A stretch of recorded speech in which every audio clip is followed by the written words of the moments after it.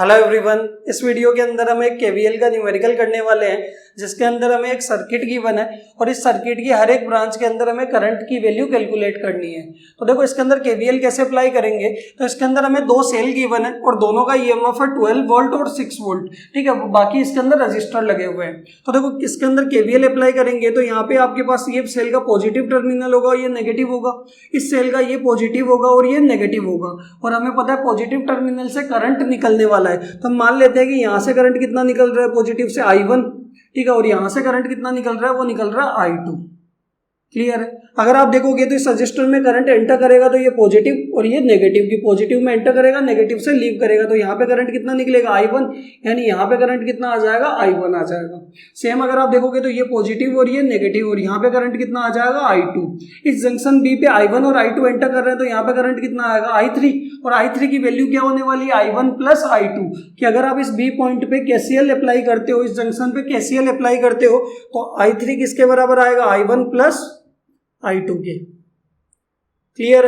यहाँ पे आपके पास ये I3 आया तो I3 एंटर करेगा ये पॉजिटिव और ये लीव करेगा नेगेटिव, यहाँ पे आपके पास आ जाएगा ये I3। वापस इसमें करंट कितना जाने वाला है I1, जितना निकला था उतना ही वापस आएगा और इधर करंट कितना चला जाएगा I2। बताओ क्लियर है। तो यहाँ पे सबसे पहले तो हमें करंट डिस्ट्रीब्यूट करने हैं। अब हमारे पास दो लूप बन रही है, एक तो बन रही है ये ABEFA, इसको हम लूप दे देते हैं 1, और सेकंड बन रही है आपके पास इस तरीके से CBEDC। ठीक है, तो यहाँ पे दोनों के अंदर हम करंट की डायरेक्शन के अंदर लूप चलाएंगे, केवीएल अप्लाई करेंगे। तो यहाँ पे अगर आप देखोगे करंट इस तरीके से फ्लो कर रहा है तो यहाँ पे केवीएल इस तरीके से करंट की डायरेक्शन में अप्लाई करेंगे लूप 1। ठीक है, सेकंड अगर आप देखोगे इसमें करंट इस तरीके से एंटी क्लॉकवाइज आ रहा है तो ये आपके पास इस तरीके से ये लूप 2। क्लियर है। दोनों में केवीएल अप्लाई करते हैं। तो सबसे पहले अप्लाई केवीएल इन क्लोज्ड लूप। आप देखो लूप 1 भी लिख सकते हो या फिर आप इस तरीके से भी लिख सकते हो ABEFA। ठीक है, दोनों को बात एक ही है। तो यहाँ पे आप देखो लूप 1 में हम केवीएल अप्लाई करते हैं तो बैटरी को हमेशा छोड़ दो, इसके बाद आगे बढ़ेंगे, यहाँ से स्टार्ट करेंगे तो पहला साइन किसका आएगा प्लस का, इसका रेजिस्टेंस है 5 और करंट है I1, तो 5I1 इसका TPD हो गया। फिर आगे बढ़ेंगे, यहाँ से स्टार्ट आगे चलेंगे तो ये आ जाएगा पॉजिटिव। ठीक है, और यहाँ पे कितना है 2, तो इसका रेजिस्टेंस है 2 ओम और करंट कितना जा रहा है I3, और यहाँ से वापस घूम के आएंगे तो ये कितना आने वाला है माइनस का 12 इक्वल्स टू 0। क्लियर है कि दो रेजिस्टेंस थे यहाँ पे, दोनों के अक्रॉस तो TPD आ गया। ठीक है, और एक सेल था जिसका EMF आ गया 12 वोल्ट बराबर 0। क्लियर है। यहाँ तक I3 की वैल्यू आप क्या लिख सकते हो I1 प्लस I2, तो ये तो हो जाएगा 5I1 और ये हो जाएगा 2I1 प्लस I2 और इक्वल्स टू कितना आ जाएगा 12। तो देखो 5I1 और ये कितना होगा मल्टीप्लाई हो गया 2I1 यानी 7I1 plus 2I2 equals to कितना आ जाएगा 12, इक्वेशन नंबर 1। क्लियर है। अब हम लूप 2 के अंदर क्या करते हैं केवीएल अप्लाई करते हैं। तो अप्लाई केवीएल इन क्लोज्ड लूप 2। तो यहाँ पे हम सेल के बाद स्टार्ट करेंगे, कि हमेशा याद रखना कि सेल के बाद ही आपको स्टार्ट करना है। तो यहाँ पे हम स्टार्ट करेंगे तो पहला साइन क्या आएगा पॉजिटिव, इसका TPD क्या होने वाला है रेजिस्टेंस 3 और करंट कितना I2, तो 3I2। ठीक है, यहाँ से आगे बढ़ेंगे, बीच में कोई रेजिस्टेंस नहीं है, यहाँ आएंगे तो पहला साइन किसका होगा प्लस का, इसका रेजिस्टेंस कितना है यहाँ पे 2 ओम और ये 2 और करंट कितना I3, इसका TPD आया, और वापस घूम के वापस आएंगे तो ये पहला साइन क्या आएगा इसका 6 माइनस का और बराबर 0।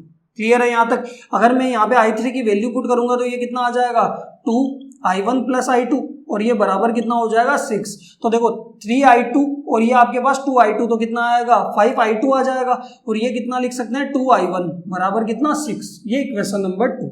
बताओ क्लियर है। यहाँ तक समझ में आया। इक्वेशन 1 आ गई, इक्वेशन 2 आ गई। तो यहाँ पे क्या करेंगे एलिमिनेशन रूल लगाएंगे तो I1 और I2 की वैल्यू आ जाएगी हमारे पास, और I1 प्लस I2 करेंगे तो क्या आ जाएगा I3 आ जाएगा। क्लियर है। तो यहाँ पे अगर हम देखेंगे कि यहाँ पे आपके पास कितना है 7I1 है और यहाँ पे कितना है 2I1 है, यहाँ पे 2I2 है और यहाँ 5I2 है। तो एक टाइम आपको सेम करनी पड़ेगी, एक वेरिएबल सेम करना पड़ेगा।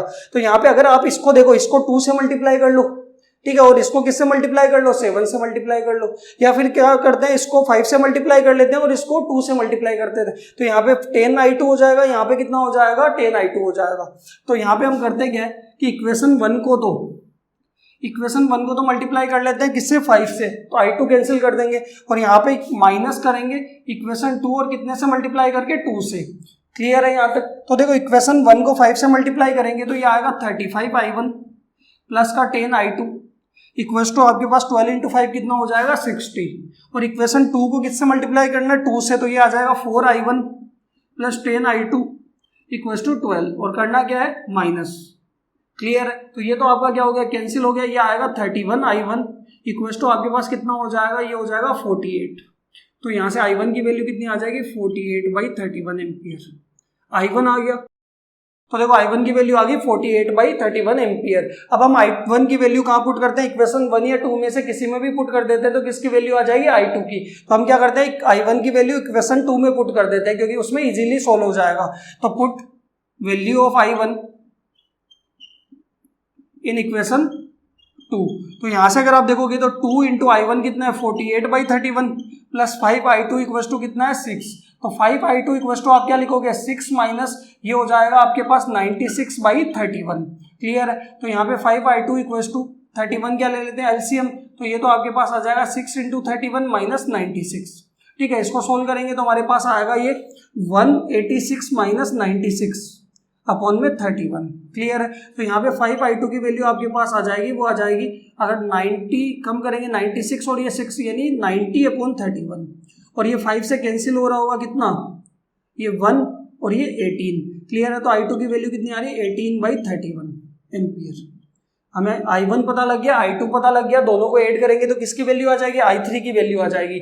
तो यहाँ पे देखो i3 की वैल्यू क्या होने वाली है, i1 तो हमारे पास कितना है 48/31 और i2 हमारे पास कितना है 18/31। तो ये तो 31 एलसीएम 48 प्लस 18, तो यहाँ पे आपके पास आ जाएगा ये 58 और ये 66/31।